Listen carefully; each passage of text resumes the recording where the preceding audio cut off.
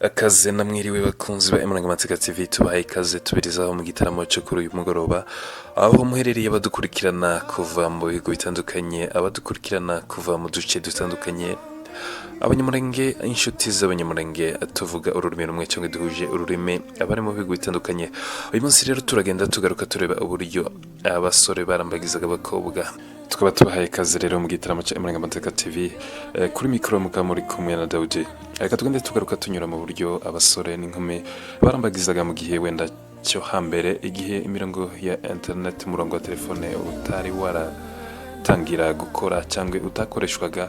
Hanyuma abantu benshi bakagenda bibaza uburyo byakorwaga, uburyo abantu bahura, uburyo communication hagati y'abantu, abakobwa n'abahungu byabaga byifashe muri gakondo y'umurenge.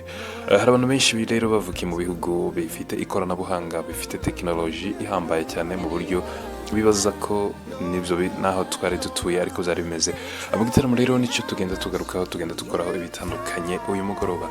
Reka tugende tunyura muri byinshi bitandukanye abakunzi bacu bagenda bibaza.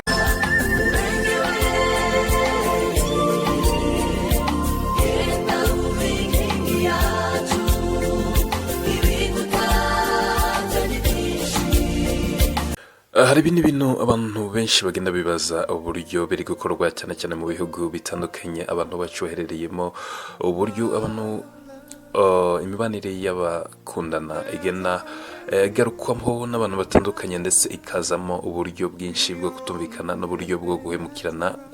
Hari ababyibaza niba icyo gihe hano byarahabaga ahenshi, kandi bikavana n'irari ryateye mu bantu, irari ririmo kwiganana, ndetse umuntu akigana icyo mugenzi we akoze. Icyo gihe rero iwacu ibyo tukiri bato, icyo gihe twe ntabwo byahabaga. Wasangaga twe kunyurwa kuhari mu basirimu twari tubabwiye, wasangaga batanga impano zari ku rwego ruciriritse, burya impano zijana n'ubushobozi buhari. Iyo ureberamo umuntu ubushobozi burenze bwafite, burya uba warengereye kandi muwamugana ahabi. Icyo gihe rero wasangaga byibuze hano iwacu bene aba basirimu bamwe bajyanye impano ziciriritse cyane cyane, n'impano ziva ku biti bya kimeza, impano ziva ku bindi bintu duhingwa harimo nk'ibigori. Wasangaga byibuze umusore w'umusirimu umwe yahunguye ikigori akagishyira mu mufuka w'ikabutura cyangwa ipantaro, hanyuma mu gihe bagiye guhura wenda akaba yamuha bya bigori biri mu mufuka, hanyuma umukobwa rwose akanyurwa, akamwenyura, akishima kandi akumva. Buri gihe ko amwandikiye rero ibaruwa akavuga ngo ari bukabya bihe na ya mpano yamuhaye. Abandi ugasanga bajyanye nk'abari batuye wenda mu duce turimo ibintu bitandukanye nk'imineke, ugasanga amushyiriye umuneke. Bya bihe rero umukobwa akabizirikana.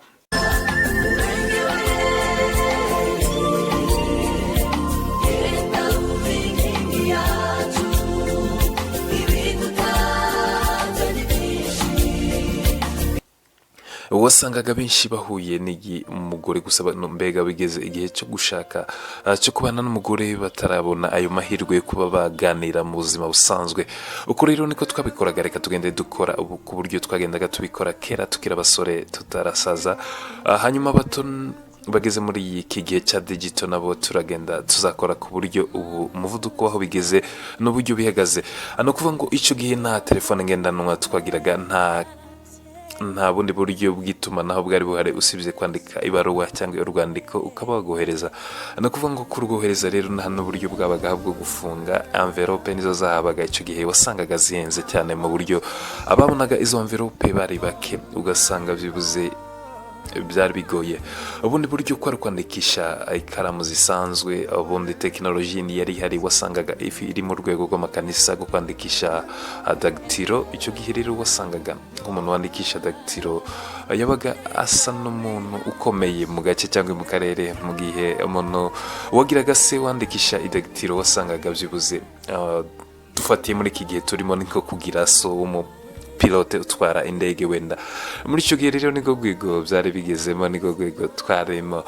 Reka tugende dukora rero ku buryo abasore barambagizaga. Wenda turafata umusore wo mu ntara cyane mu cyaro, dufate n'umukobwa wo mu ntara isa naho isirimutse cyane cyane hano muri Minembwe. Hanyuma tugende tubigereranye tubabwire uko. Reka rero tuze dusoma urwandiko rwanditswe mukobwa wo mu ntara cyangwa wo mu mugwa mukuru. Uyu mukobwa byibuze twabonye bigaragara ko ari umusirimu, yari yandikiye byibuze umusore wo mu duce twa za Mibunda. Reka turebe niba tubona umwanya wo gusoma inzandiko zabo zombi cyangwa ibaruwa zabo zombi.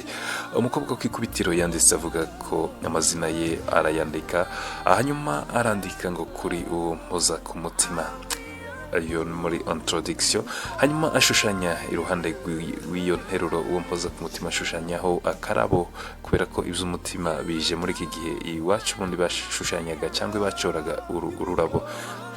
Hanyuma arandika, mbere ya byose nshimiye Imana inshoboje ndetse ikampa akanya gato ngo nkuramutse. Imana yabikoze, ishimwe kandi ishimwe cyane, kandi ubyumve cyane. Ni ukuri tuza tubatekereza cyane kandi turabazirikana. Uzondamukirize abantu bose kandi uza wibuka gusenga ugiye kuryama cyane cyane. Ijambo ry'Imana ugiye ndetse usome n'ijambo ry'Imana ugiye kuryama igihe cyose. Amajambo mfite ku mutima ni menshi cyane, mvuze make ariko nyine ubyumve cyane. Yari njyewe ruguhoza ku mutima ibihe byose. Uru ni urwandiko byibuze twari tunyuze mu ncamake, amagambo yagendaga agarukwaho cyane kubera kutizera umutekano w'abajyana inzandiko n'umutekano wo kudafunga inzandiko. Abenshi bahendaga amagambo, ugasanga banditse ayo majambo make kugira ngo byibuze amarangamutima ataza kuba yagaragara mu rwandiko ngo bibe byabasha kumenyekana. Ugasanga rero yanditse mu ncamake kugira ngo bitashobora kujya hanze, bikwera umutekano w'ibishobora kuba byavugwa bikajya hanze. Abakunzi ba Imurengamateka TV, turimo turagana ku musozi w'igitaramo cyacu cyo kuri uyu mugoroba. Igitaramo mwari mutarabanye na Dawudi cy'amateka. Abatanga impano rero nk'uko twari tubabwiye, cyangwa abandika inzandiko cyangwa abandika ibaruwa, wasangaga nanone bari muri rwa rwego rw'abasirimu. Imbogamizi wasangaga zindi zigiye zitandukana n'abantu batazi kwandika cyangwa batagiye ku mashuri kubera impamvu zo gukora indi myuga yihariye cyangwa itandukanye. Wasangaga abasore batigeze bagana y'ishuri kubera gukomeza umwuga ubworozi n'ubuhinzi. Abadamu nabo nanone cyangwa abakobwa basangaga batarageze ku mashuri bitewe n'izindi mbogamizi zitandukanye, harimo imyumvire y'ababyeyi, harimo ubundi buryo bwo gukunda uwo mwuga wundi ubuhinzi, nanone ugasanga ntiyakomeje ishuri. Icyo gihe rero iyo wasangaga ari umusirimu nanone yegeraga umuntu wagiye ku masomo cyangwa wize, akaba yamwandikira ibaruwa, hanyuma akamubwira amagambo amwandikira, akayamutunganyiriza. Yamara kuyamwandikira rero akaba yayohereza ku mukunzi we. Cyo kimwe n'abandi bantu babyeyi basanzwe bandikishaga inzandiko, wasangaga umuntu wize agenda akoreshwa cyane mu gace cyangwa umuhana n'abantu benshi batandukanye batize, mu gihe bifuza kuba bamwandikira ibaruwa, yaba yaja mu bindi bihugu cyangwa yaja mu gace gusa ko muri Imurenge, ikaba yakwifashishwa rero mu buryo rwego rwa communication.